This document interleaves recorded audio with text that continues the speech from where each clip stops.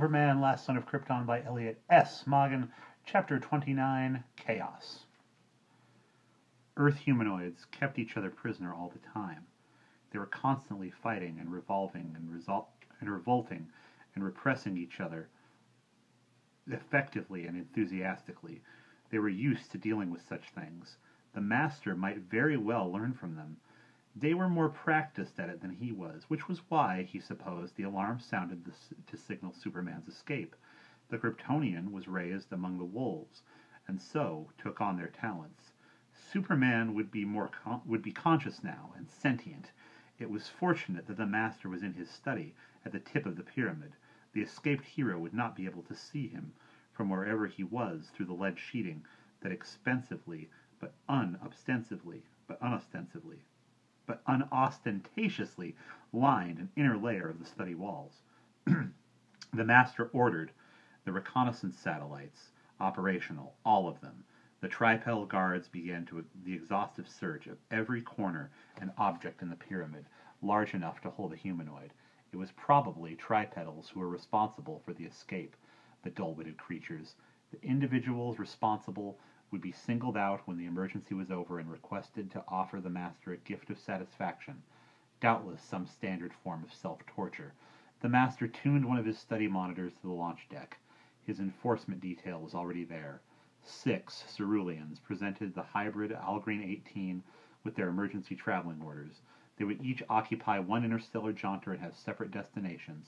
Their mission would be to find Superman at any of the 6 galactic locations where he might cause the Master the most trouble. Will this be in addition to the chase undertaken by... Algren 18 jumbled through his mind for the names. For the record in his computer terminal had been mysteriously misplaced. Lex Luthor and Abraham Lincoln? Who? The Chief Cerulean unit asked. The hairless humanoid and his aide, who took the new vehicle as the alarm was sounding. We have no time for explanations, the Cerulean barked, as the row of teleporters along the wall activated themselves one by one and drew up everything in the huge hangar like powerful suction cleaners sweeping across a sandy shore. The Master saw it all. He ordered every Gorgon in the pyramid to teleport immediately to the launch deck. These were very massive beings who would be able to function in that environment of high, deadly winds. They were to salvage all valuable equipment, not already destroyed, and pull the 6 ceruleans and 7 guards on the launch deck out of there so the room could be sealed off until the teleporters were brought under control. That would take time. It would also take personnel, which seemed suddenly to be at a premium.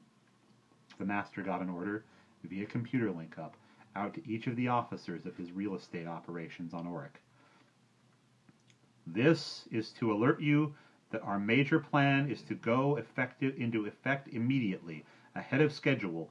Chief operational officers at each facility are to consult their computer terminals for hitherto secret information about their respective functions in the coming extraordinary period. Code to obtain your orders is as follows. Landfill, heliotrope. You may obtain such information now.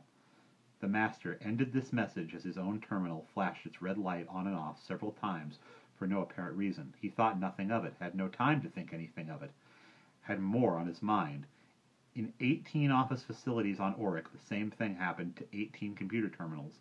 18 chief operational officers said in 18 different languages, landfill heliotrope, into their respective terminals. 18 terminals answered, Mary had a little lamb. Its fleece was white as snow, and everywhere that Mary went, the lamb was sure to go.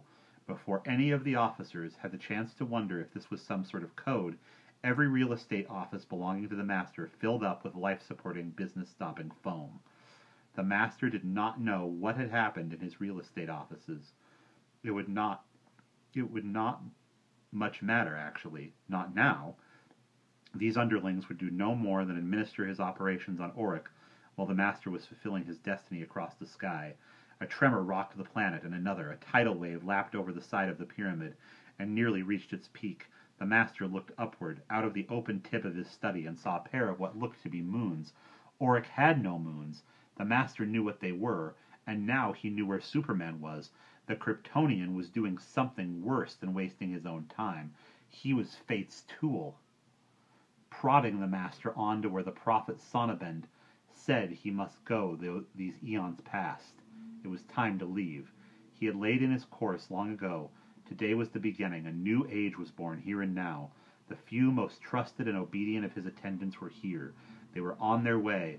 A set of 4 triangular walls poked up from the open tip of the pyramid and met in a point, sealing the structure closed.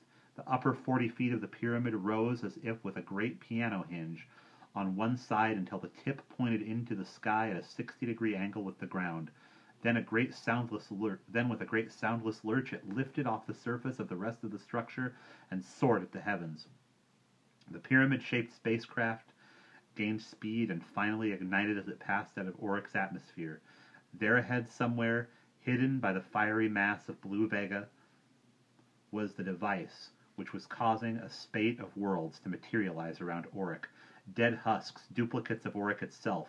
Oryx could die today for all the Master cared, and it well might.